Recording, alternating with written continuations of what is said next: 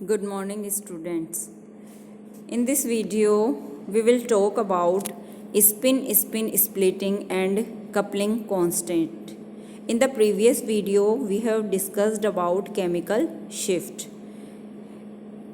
हम chemical shift में ये पढ़ चुके हैं कि किसी भी प्रोटॉन का NMR सिग्नल उसके आसपास प्रेजेंट केमिकल एनवायरनमेंट के द्वारा लो फील्ड या अप फील्ड पर शिफ्ट हो जाता है।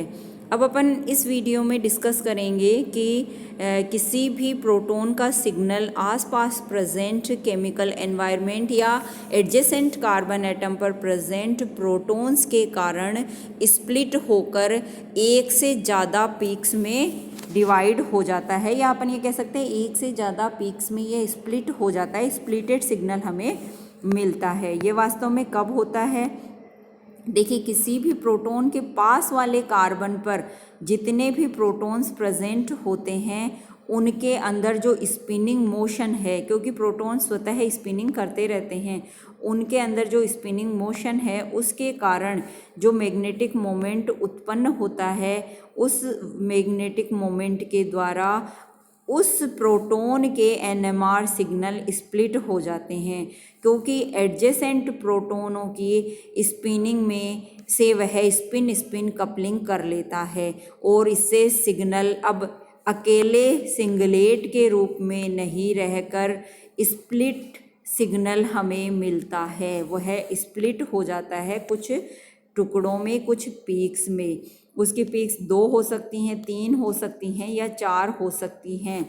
इन पीक्स में वह स्प्लिट हो जाता है और चूंकि एडजेसेंट कार्बन एटम पर प्रेजेंट प्रोटॉनों की स्पिन मोशन के साथ कपलिंग के कारण यह स्प्लिटिंग होती है, इसलिए इसे स्पिन स्प्लिटिंग कहते हैं। और यदि सिग्नल 2 पीक्स बनाता है, 2 पीक्स में स्प्लिट होता है या 2 लाइंस में स्प्लिट होता है तो उसे डबलेट, और 3 लाइन में स्प्लिट होने पर ट्रिपलेट तथा 4 लाइन में स्प्लिट होने पर क्वार्टेट और कॉमनली मल्टीप्लेट कहा जाता है। एग्जाम्पल के रूप में अपन लेते हैं इथाइल ब्रोमाइड। इथाइल ब्रोमाइड का सिग्नल हम देखें किस तरीके से उनमें स्पिन स्प्लिटिंग पाई जाती है। फर्स्ट ऑफ ऑल हम ये देखते हैं कि इसमें कितने प्रकार के प्रोटॉन्स प्रेजेंट हैं। यहाँ पे हम देख रहे हैं कि CH3 के एक प्रकार के प्रोटॉन हैं और CH2 ग्रुप के दूसरे प्रकार के प्रोटॉन हैं, यानी 2 टाइप के प्रोटॉन्स यहाँ पर प्रेजेंट हैं।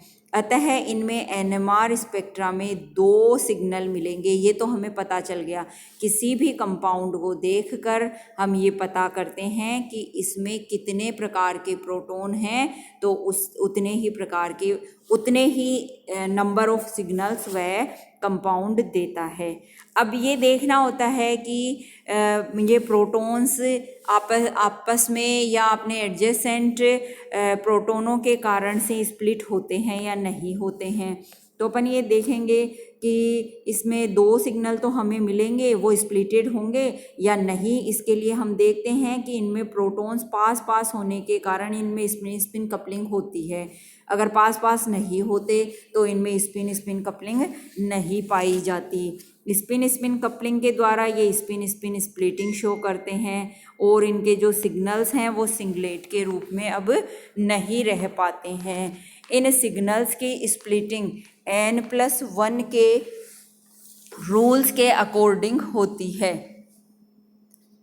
N+1 के रूल्स के अकॉर्डिंग होती है। यहाँ N का क्या अर्थ है? N का अर्थ होता है एडजेसेंट कार्बन एटम पर प्रेजेंट प्रोटॉन्स की संख्या। अब अपन ने लिया इथाइल ब्रोमाइड का। इसमें हमने 2 तरह के प्रोटॉन देखे, A एंड B। ये जो A वाले प्रोटॉन है इनकी स्प्लिटिंग होती है B वाले प्रोटॉनों के कारण। तो यहाँ पे N+1 में N की वैल्यू B प्रोटॉनों की संख्या के द्वारा लिखी जाएगी। तो B प्रोटॉनों की संख्या कितनी है? 2 है और N की जगह 2 आ गया और +1, यानी यहाँ पे CH3 प्रोटॉन जो A टाइप के प्रोटॉन हैं उनका सिग्नल अब सिंगल सिग्नल नहीं रहकर स्पिन स्पिन कपलिंग द्वारा उत्पन्न स्पिन स्पिन स्प्लिटिंग करते हुए ट्रिपलेट के रूप में यानी 3 लाइंस के रूप में 3 पीक्स के रूप में बन जाता है, हमें प्राप्त हो जाता है। तो इसे ट्रिपलेट सिग्नल कहा जाता है, यानी ए प्रोटोनों का सिग्नल बी प्रोटोनों के साथ स्पिन स्पिन स्प्लिटिंग द्वारा ट्रिपलेट में कन्वर्ट हो जाता है, तो ट्रिपलेट के रूप में यह सिग्नल मिलेगा। अब हम बात करते हैं बी प्रोटोनों की। बी प्रोटोनों को देखिए, बी प्रोटोन खुद कितने हैं? 2 हैं, लेकिन उनके एडजेसेंट कार्बन पर कितने प्रोटोन हैं? 3 प्रोटोन हैं। 3 प्रोटोनों के कारण यहाँ पे सिग्नल की स्प्लिटिंग होगी, अतः n+1 रूल में n की वैल्यू 3 आएगी। यहाँ पे हमने सीधा सीधा लिख ही दिया है, Na+1 = 3+1 = क्या बन जाता है अपना 4, यानी बी प्रोटोनों का सिग्नल ए प्रोटोनों के द्वारा स्पिन स्पिन स्प्लिटिंग से स्प्लिट होते हुए क्वार्टेट के रूप में हमें मिलता है। और साथ ही हम ये देख सकते हैं कि यहाँ पे जो सिग्नल है ब्रोमीन जैसे इलेक्ट्रॉन विड्रॉइंग ग्रुप की प्रेजेंस के कारण कुछ डाउनफील्ड पर शिफ्ट हो जाते हैं, लेकिन बी प्रोटोन ब्रोमीन के अधिक पास होने के कारण इनके सिग्नल की डाउनफील्ड ज़्यादा होती है, यानी डेल्टा वैल्यू हाई होती है। और साथ ही ए प्रोटोनों को ब्रोमीन से थोड़ी डिस्टेंस होने के कारण कम डाउनफील्ड पर वो शिफ्ट होते हैं और डेल्टा की वैल्यू थोड़ी कम होती है बी प्रोटोनों की तुलना में। और इनका सिग्नल डायग्रामेटिकली हम इस तरीके से यहाँ पे जो दिखाया गया है यहाँ पे शो कर सकते हैं। देखिए,